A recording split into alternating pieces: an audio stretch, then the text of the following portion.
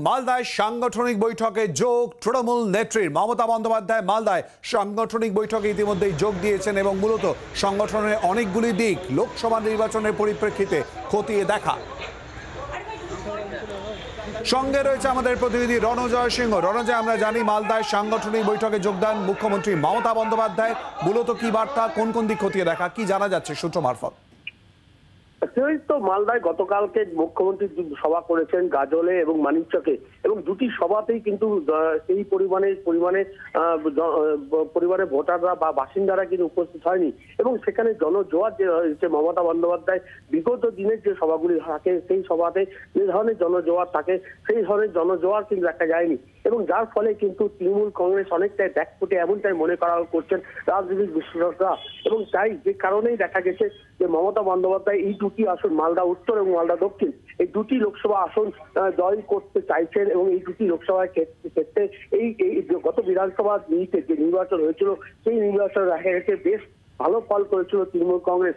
12টি বিধানসভার মধ্যে 8টি বিধানসভাতে তৃণমূল কংগ্রেসের জয়যুক্ত হয়েছিল, এবং ইংরেজবাজার মিউনিসিপ্যালিটি ইলেকশন হয়েছিল এবং ওলমালদা মিউনিসিপ্যালিটি ইলেকশন হয়েছিল, সেখানে ভালো ফল করেছিল তৃণমূল কংগ্রেস এবং ক্ষমতায় রয়েছে তৃণমূল কংগ্রেস। পাশাপাশি পঞ্চায়েত নির্বাচনেও তৃণমূল কংগ্রেসের ফল ভালো হয়েছে। তা সত্ত্বেও কিন্তু দেখা গেছে এই লোকসভা নির্বাচনে নিরিখে যে নির্বাচনী জনসভা হচ্ছে সেখানে কিন্তু রাজ্যের মুখ্যমন্ত্রী এবং তৃণমূল কংগ্রেসের সুপ্রিমো যখন জনসভা করছেন সেখানে কোনো পরিবারে জনস্রোত দেখা যাচ্ছে না, দেখা যায়নি, এবং যেই কারণে চিন্তার কারণ হয়েছে কপালে চিন্তার ভাঁজ পড়েছে তৃণমূল কংগ্রেসের নেতৃত্বে, এবং যে কারণে সেই এই জেলার যে তৃণমূল কংগ্রেসের সাংগঠনিক শক্তি রয়েছে সেখানে কোনোভাবে দুর্বল হয়েছে কিনা, কোথায় ত্রুটি রয়েছে সেগুলো সব ক্ষতি দেখতে এবং একটি বার্তা দিতেই তৃণমূল কংগ্রেসের নেতৃত্বের সঙ্গে তিনি বসতে চেয়েছেন, এবং এই মিটিং এই যে বৈঠক হচ্ছে তার কোনো পূর্ব থেকে কোনো নির্ধারণ করা ছিল না।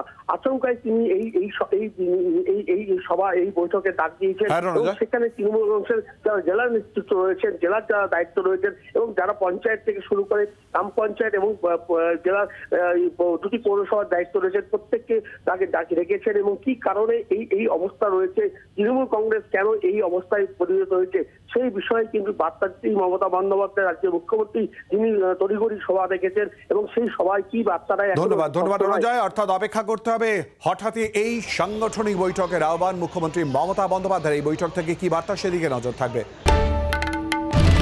বাংলার আওয়াজ, বাঙালির আবেগ, জি 24 ঘন্টা।